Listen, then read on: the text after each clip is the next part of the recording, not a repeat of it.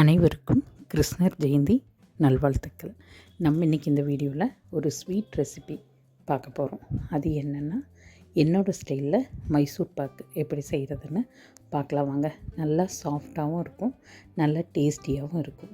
இதுக்கு அளவு பார்த்துக்கிட்டிங்கன்னா, நம்ம எந்த ஒரு கப்பில் அளந்து எடுக்கிறோமோ அதே கப்பில் தான் எல்லாமே மெஷர் பண்ணணும். நான் ஒரு பெரிய டம்ளர் அளவுக்கு கடலை மாவு எடுத்திருக்கேன். அந்த கடலை மாவை பேனில் போட்டு நல்லா வறுத்து எடுத்துக்கணும். அதாவது அதோட பச்சை வாசனை எல்லாம் போய் அந்த கடல மாவு பார்த்திங்கன்னா நல்லா ஒரு மணம் வரும். அது வரைக்கும் பார்த்திங்கன்னா நல்லா அதைய வறுத்து தனியாக ஒரு கப்பில் போட்டு ஆற வச்சிடணும். அதுக்கப்புறமா நம்ம அதுக்கு தேவையான அளவுக்கு சர்க்கரை அளந்துக்கலாம். சர்க்கரை பார்த்திங்கன்னா நம்மளுக்கு இனிப்பு எந்த அளவுக்கு வேணுமோ அது மாதிரி. நான் ஒரு டம்ளர் மாவுக்கு 1.25 டம்ளர் சர்க்கரை எடுத்திருக்கேன். அதை அளந்து தனியாக வச்சுட்டு, அதுக்கப்புறமா நம்ம மைசூர் பாக்கு தேவையான அளவுக்கு நெய். நான் வெறும் நெய்யில் மட்டும் செய்யாமல் ஆயில் பாதி நெய் பாதி ஊற்றி செஞ்சுருக்கேன். அதாவது 1 டம்ளர் கடல மாவுக்கு 1.5 டம்ளர் நம்ம எடுத்துக்கணும். ஆயில் ஆகட்டும் இல்லைன்னா நெய்.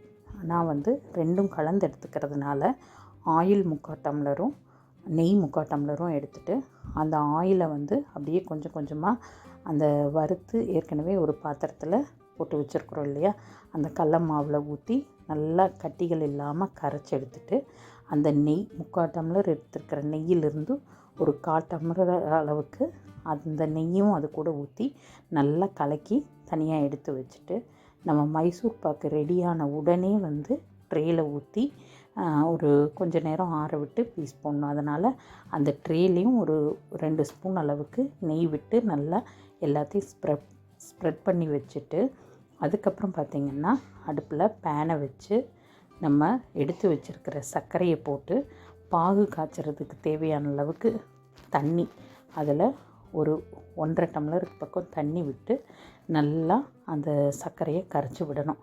சர்க்கரை பாகு நல்லா கொதித்து ஒரு கம்பி பதம் வரும்போது நம்ம ஏற்கனவே கலக்கி வச்சுருக்கிற அந்த கடலை மாவை இது கூட விட்டு கலக்கணும். இது மாதிரி நல்லா, அதாவது ஜீரா கரைஞ்சி இப்படி நீங்கள் கையில் எடுத்து பார்த்தா ஒரு கம்பி பதம் வரணும். அந்த அளவுக்கு வந்த உடனேவே நம்ம ஆயிலும் நெய்யும் விட்டு கரைச்சி வச்சுருக்கிற அந்த கடல மாவை ஊற்றி கைவிடாமல் கலக்கிக்கிட்டே இருக்கணும். நல்லா கலக்கிட்டே இருந்தோம்னா நல்லா பொங்கி வரும் மாவு. அப்போவும் நம்ம கைவிடாமல் கலக்கிக்கிட்டே இருக்கணும்.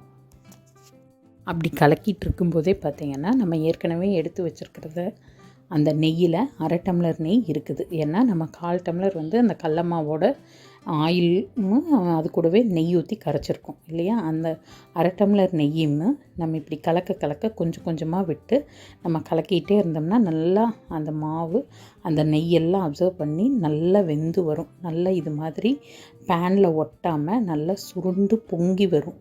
அது மாதிரி மாவு வேகும்போதே பார்த்திங்கன்னா அந்த மைசூர் பாக்கு நல்லா மணம் வரும். அந்த பச்சை வாசனை கொஞ்சம் கூட இல்லாமல். அது மாதிரி வரும்போது டக்குன்னு அடுப்பை ஆஃப் பண்ணிவிட்டு நம்ம எடுத்து அந்த ட்ரேயில் ஏற்கனவே நெய் ஸ்ப்ரெட் பண்ணி வச்சுருக்கோம் இல்லையா, அந்த ட்ரேயில் இந்த மைசூர் பாக்கை ஃபுல்லாக ஊற்றி ஒரு நெய் தடவுன ஸ்பூன் வச்சு எல்லாத்தையும் ஈவனாக தேய்ச்சி விட்டுறணும். அதுக்கப்புறம் ஒரு 10 நிமிஷம் விட்டு நீங்கள் கத்தி எடுத்து அதில் கொஞ்சம் நெய் தடவிட்டு உங்களுக்கு எந்த ஷேப் வேணுமோ அது மாதிரி அதைய கட் பண்ணி கொஞ்ச நேரம் நல்லா ஆற விட்டுருங்க. நல்லா ஆறினதுக்கப்புறம் பார்த்திங்கன்னா ஒரு பெரிய தட்டம் எடுத்து நம்ம இந்த ட்ரேயில் இருக்கிற அந்த மைசூர் பாக்கை அப்படியே கமுத்தி நல்லா லைட்டாக தட்டி விட்டிங்கன்னா அழகாக நம்ம கட் பண்ணியிருக்கிற ஷேப்பில் நம்மளுக்கு மைசூர் பாக்கு பீஸுகள்லாம் கிடச்சிரும். நான் பார்த்திங்கன்னா இது மாதிரி தான் என்னோடய ட்ரே கொஞ்சம் அகலமாக இருக்கிறதுனால பீஸ் ரொம்ப பெருசாக இல்லாமல் கொஞ்சம் இந்த அளவுக்கு தான் வந்தது. அதே போல் நான் கடைகளில் கொடுக்குற மாதிரி நீல வாக்கில் போடாமல் ஸ்கொயராக போட்டேன். ஏன்னா எடுத்து சாப்பிட்றவங்க வேஸ்ட் பண்ணாமல் ஒரு பீஸ் எடுத்தால் ஃபுல்லாக சாப்பிட்ற மாதிரி அளவான பீஸ்களாக கட் பண்ணி போட்டிருந்தேன். வீட்டில் எல்லாமே ரொம்ப பாராட்டினாங்க, விரும்பியும் சாப்பிட்டாங்க. நீங்களும் இதே மாதிரி செஞ்சு பார்த்துட்டு எப்படி இருக்குன்னு மறக்காமல் கமெண்ட் செக்ஷனில் சொல்லுங்கள்.